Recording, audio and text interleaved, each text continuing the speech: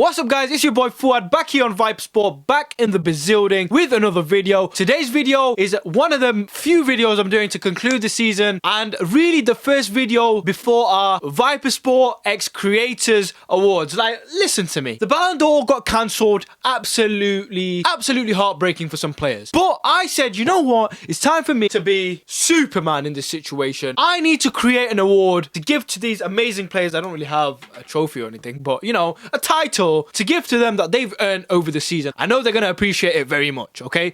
Anyway, what we're doing is we're getting your favorite TikTok creators. We're all collabing. I'm going to make a video next week and there's going to be clips on TikTok deciding the best player of the year, the club of the year, manager of the year, young player of the year. So watch out for all that. That's going to be really good content. And also next week, I'm going to be doing a review of the Premier League season. That should be pretty good as well. But anyway, this video is my team of the season, my Premier League team of the season. I've chosen 11 players who I thought played outstanding this season. It was a real interesting pick and hard at times as well because positioning and stuff like that, how certain players play. I was going to go for a 4-4-2 formation, but instead I've decided to make a team that I think would be the best team of the season and giving players who wouldn't get chances in and around, you know, if I went for a straight 4-4-2. I've gone for a 4-2-3-1. So it's really interesting. I'm going to go straight into that in a second. But also before I do, I want to tell you the content we've got coming next week. I should actually check. So obviously the Premier League review, like I mentioned, the Creators Award. I'm going to do a Leeds United video, so stay tuned for that. Possibly some transfer news. Hopefully something will happen. And then we're going to lead up to the FA Cup final between Arsenal and Chelsea. We're going to do a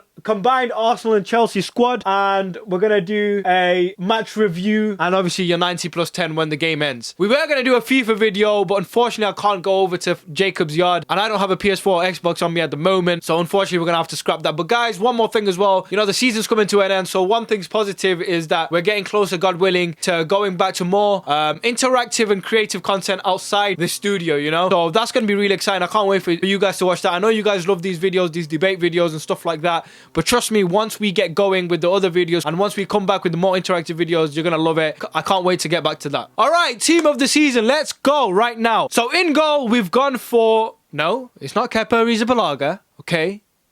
Replace him. We've gone for Burnley's Nick Pope. He's currently leading the race for clean sheets. I mean, every stat, he's been excellent. And especially to do it for a team like Burnley, who, with all due respect, can struggle at times. You know, it's a great achievement. So Nick Pope is in there. Now, let's go into the defense, starting at right back. I think this one, you had to give it to Liverpool's Alexander-Arnold. I mean, the guy can defend, he can attack, he can score a beautiful free kick, and he's shown it at the tender age. He's gone on to do amazing things, winning numerous trophies already. So Alexander-Arnold had to be there. I think I'd get a stick if I didn't pick him. Going into the centre-backs, we've got another Liverpool player to start off with. It's Virgil van Dijk. He's had another brilliant season, and you could really say he probably was the #1 centre-back this season, and he's proven it time and time again that he is one of the best in the Premier League. He's now being talked about as one of the best of all time. I disagree with that, but he's definitely working his way to earn his stripes. Next up, we've got Leicester City's Johnny Evans. Now, this spot was kind of hard for me to pick, but doing some research and looking into it a little bit more, Johnny Evans has actually played pretty good this season. He started most games, and Leicester City are high up in the table, so it goes to show the defense has been strong. Evans carries a lot of experience, so I think that's helped him this season. So he's definitely going to play as a centre-back for me. Then we move on to Ben Chilwell at left-back. Now, this one was debatable. People would probably come and say that Andy Robertson should have started at left-back, but I think Ben Chilwell, again at Leicester City, showing his capabilities to go forward. I think the stats between Chilwell and Robertson were pretty similar from what I remember. But for me, the way Chilwell plays, the type of energy that he carries on the pitch, really, if I were to make a starting 11, I would put him in that position. So Chilwell starts at left back for me. Now we've gone for two at defensive midfield. This one's really interesting.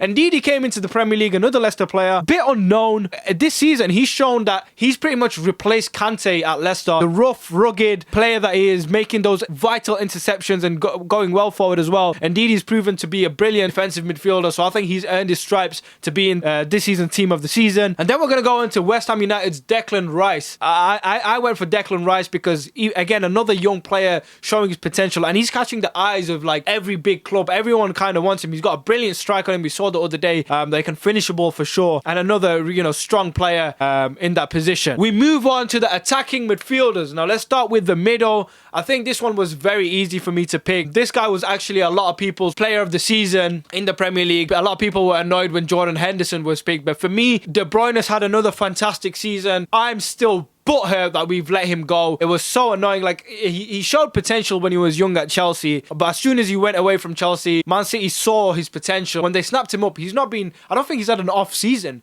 You know, the guy's scoring goals for fun, and he's such a creative-minded player, De Bruyne is. You got to give him the world's respect. I mean, if I were to pick one of the players that I really like from a rival team, it's got to be De Bruyne. You can't hate him. You know, he's just tactically a brilliant player. Now, the wingers. Before I talk about my controversial winger, I'm going to go on to the right side first and pick another Liverpool player in Mohamed Salah. I think he's scored like 18, 19 goals this season. Another vital player for Liverpool. This guy has been on form ever since he signed for Liverpool. And, you know, it's hard to pick anyone else, especially in that right mid position. I don't think there was much competition against Mohamed Salah, so you kind of have to go with Salah there. Now I'm going to go on to the left side, and this one is a bit controversial. As you can see, I've put a slash there, and maybe guys, it's me being a little bit biased, but I've got to be, right? I've got to back my boys. For me, the starting player has to be Mane. There's also debates about Sterling. I was going to put Sterling in there, but you can't go against stats, and especially with Liverpool winning the Premier League, you know, you got to give them dues.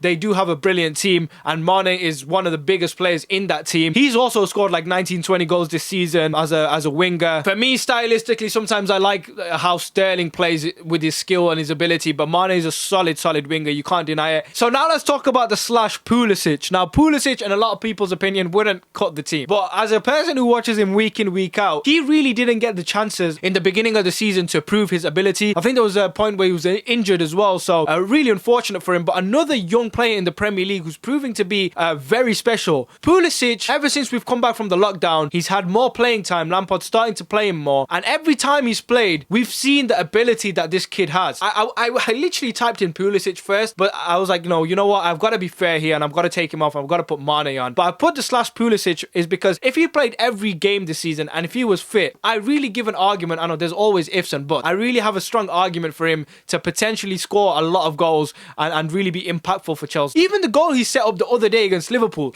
I'm sorry, but if any other like Mbappe, Neymar, Messi, Ronaldo, any of those world-class players do that, that will be all over social media, talked about for weeks upon weeks. He came on to a losing Chelsea side against a very strong Champions Liverpool side, took on 3 players, even nutmegged a player, and set up Tammy Abraham beautifully. I mean, this guy's got worlds of potential. I'm going to start blabbering on about him, but that's why he's right under right under Mane for me in that position. A massive honourable mention for me, and not just as a Chelsea fan, okay? And now we go up front, and this one was pretty easy. He's the current highest scorer in the Premier League, Jamie Vardy. He scored like 26 goals this season, 23 or 26, and really he's proven himself to be another, you know, great striker. Brendan Rodgers actually said he's one of the world's best strikers. Now, it's a very good argument because he's playing in one of the world's, if not the best league in the world, and he's playing for a Leicester side who are very good, but again, you're competing with the likes of Man City and Liverpool in this league, so Jamie Vardy to score that many goals in a season is absolutely brilliant. For me, my argument is if he went to the likes of Liverpool or Chelsea or Man City, would he become more of a figure? Would he score more goals? Would he become a more world-recognized player than he already is right now? Potentially. We've seen people go and